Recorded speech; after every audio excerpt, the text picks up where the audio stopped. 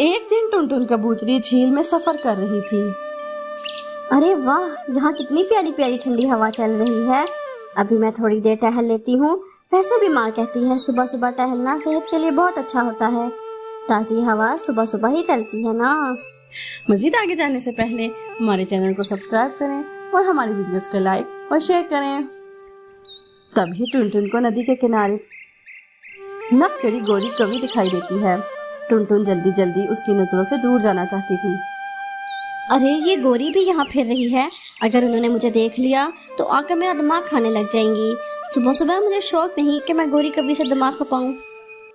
टुनटुन वहां से जा रही होती है कि गोरी कवि उसे आवाज देती है। अरे कहाँ जा रही हो? थोड़ी बात करती जाओ मेरे साथ। बेड़ा गर्क हो गया, जिसका डर था वही हुआ। गोरी कवि ने मुझे देख लिया, लेकिन अब कुछ नहीं हो सकता।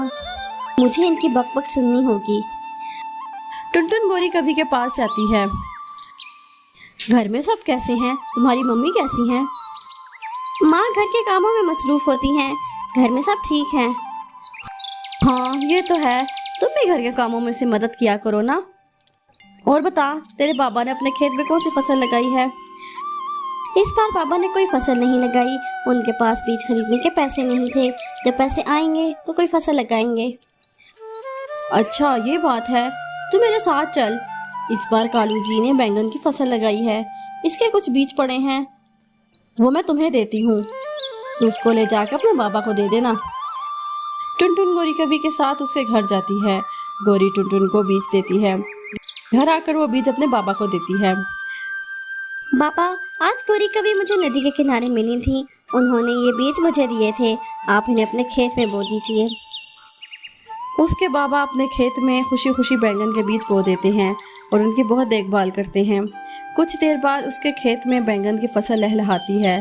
बैंगन को देखकर पूरा खानदान खुश हो जाता है। बाबा, बैंगन की तो बहुत अच्छी फसल हुई है। आप ले जाकर बाजार में बेच दें। मैं तब तक बाकी बैंगनों की हिफाजत करती हूँ। हाँ जी, टुनटुन के पापा, टुनटुन ठीक कह रही है। हम दोनों तब तक खेत की रखवाली करती हैं। तभी गोरी कवि और कालू कौवा उनके खेत में आते हैं। अरे वाह भैया, आपकी फसल तो बहुत अच्छी हुई है। हाँ गोरी बहन, ये सब आपकी मदद की वजह से हुआ है। आपने जो बीज दिए थे, आपका बहुत बहुत शुक्रिया। अरे नहीं, ये सब तुम्हारी मेहनत की वजह से हुआ है। दिन रात खेत में अपना पसीना बहाया है तुमने। नहीं गोरी कवि, आपका बहुत बहुत शुक्रिया। आपने हमें फसल के बीज दिए थे तो तभी हम ये फसल उगा सके हैं। आपका एहसान हम कभी नहीं उतार पाएंगे। इतना कहकर वो बैंगन लेकर बाजार में बेचने चला जाता है। बैंगन बहुत ही अच्छे थे, इस वजह से उसके बैंगन जल्द ही बिक गए और ढेर सारे पैसे लेकर घर आया, जिसे देखकर टुनटुन और उसकी माँ बहुत खुश हो गईं।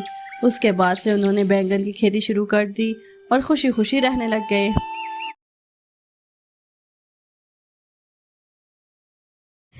टुनटुन जब सुबह उठकर बाहर देखती है तो जहाँ पर कल एक पौधा था, वो अगले दिन एक बड़ा दरख्त बन चुका था। और यही नहीं, इस पर बड़े बड़े बैंगन भी लगे हुए थे। उसे अपनी आंखों पर यकीन नहीं आ रहा था। फिर वो पास आकर उसे देखने लगती है। ये कैसे मुमकिन है? कल तक तो ये पौधा था, आज दरख्त कैसे बन गया?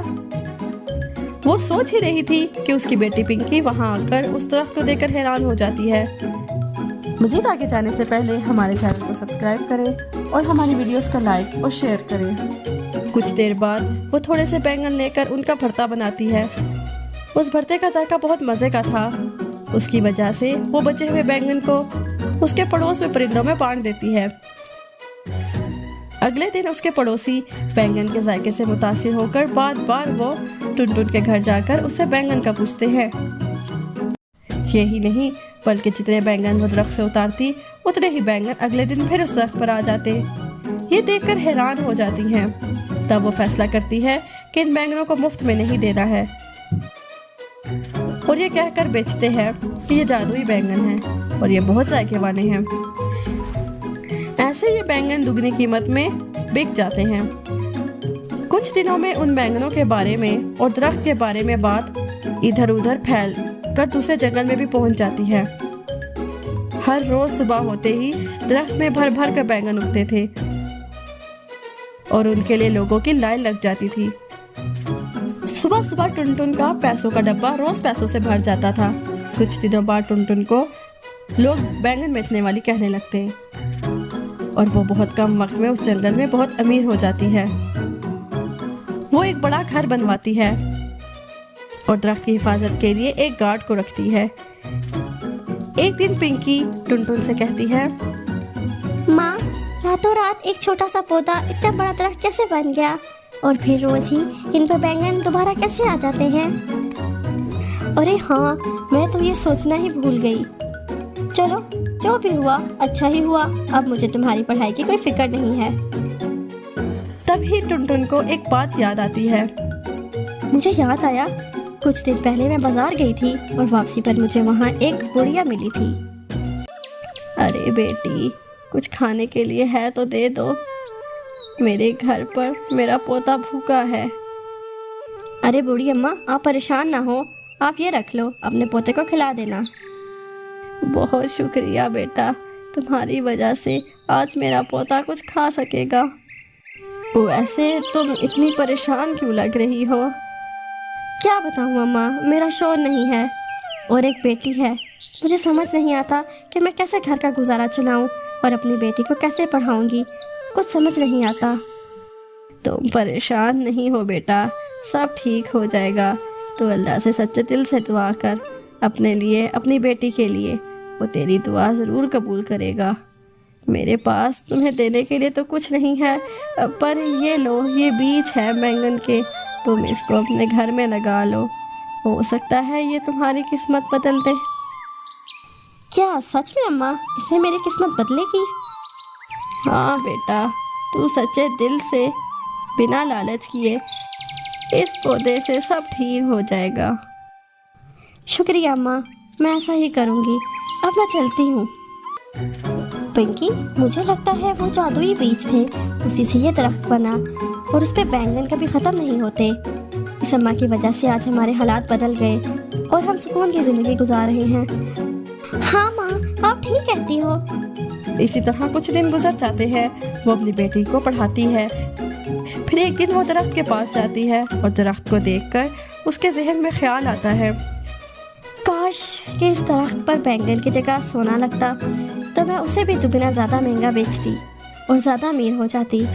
इस पूरे जंगल में मुझ जैसा और कोई भी ना होता। ये कहकर वो वहाँ से चली जाती है। अगली सुबह जब वो उठती है और घर से बाहर बैंगन लेने आती है तो ये देखकर हैरान हो जाती है कि बैंगन नहीं होता।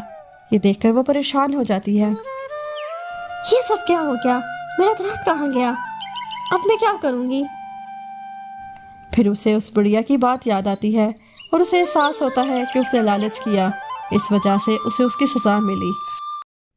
मज़ीद अच्छी स्टोरीज़ के लिए हमारे चैनल को सब्सक्राइब कर दें और साथ दिए गए बेल आइकन को भी प्रेस कर दें ताकि हमारी आने वाली हर नई स्टोरी आप तक सबसे पहले पहुंच सके। और साथ ही साथ हमारी वीडियोस को लाइक और अपने फ्रेंड्स और फैमिली के साथ शेयर कर दें। Thanks for watching.